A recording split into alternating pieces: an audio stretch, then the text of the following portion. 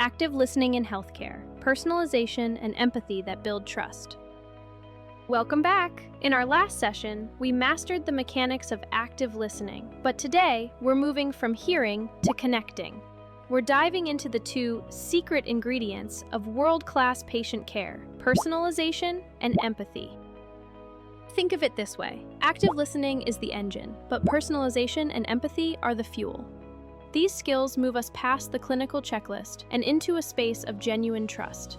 By the end of this video, you'll have a toolkit to make every patient feel like they are your only patient for the day. Section 1. Personalization, beyond the name tag. We've all been on the receiving end of autopilot service, where it feels like the person is reading from a script. In healthcare, that feels cold. Personalization is the antidote. It's the art of making an interaction feel human, tailored, and specific.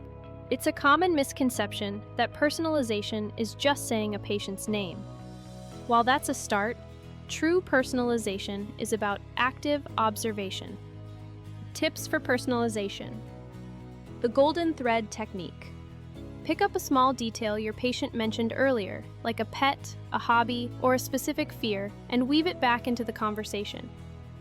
Contextual reassurance. Instead of a generic, "you're in good hands," try, "Mrs. Higgins, I know you mentioned you're a gardener. We're going to make sure this recovery plan gets you back to your roses as soon as possible." Ownership. Use I and we to create a partnership. Pro tip: if you see a patient looking at a photo on their phone or wearing a specific team's hat or shirt, acknowledge it. That 10-second human moment buys you 10 minutes of trust later on. Section 2. Empathy versus sympathy. Now, let's clear up a major point of confusion: empathy versus sympathy. We often use them interchangeably, but in a clinical setting, they have very different results. Sympathy is a feeling for someone.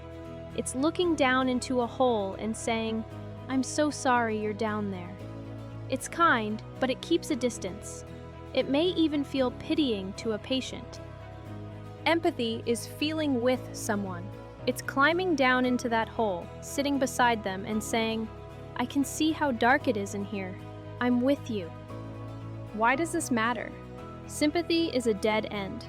Empathy is a bridge to a solution. Section 3. The scenario. Let's look at how this changes the energy of a room. Imagine a patient, Sarah, who is visibly shaking before a blood draw. The sympathetic approach. Staff. "Oh, you poor thing. I'm so sorry you're scared. It'll be over soon." The result. Sarah feels pitied, and her fear is validated, but not managed. The empathetic and personalized approach. Staff. "Sarah, I can see your hands are shaking, and that tells me you're feeling pretty anxious right now. I understand, needles are no fun. Why don't we focus on that breathing technique we talked about? I'm going to go slow, and you tell me when you're ready." The result. You've acknowledged her specific feeling, empathy, and used her name and a previous detail, personalization. You've given her back her agency. Personalization and empathy aren't extra tasks to add to your busy day. They are the most efficient tools you have to de-escalate anxiety and build compliance. When patients feel understood, they listen better, they heal faster, and they trust your expertise. This week, I challenge you. Find one non-medical detail about each patient and reference it. Watch how the atmosphere in the room shifts. Thanks for watching. I'll see you in the next video, where we'll tackle how to handle difficult conversations with these same pro skills.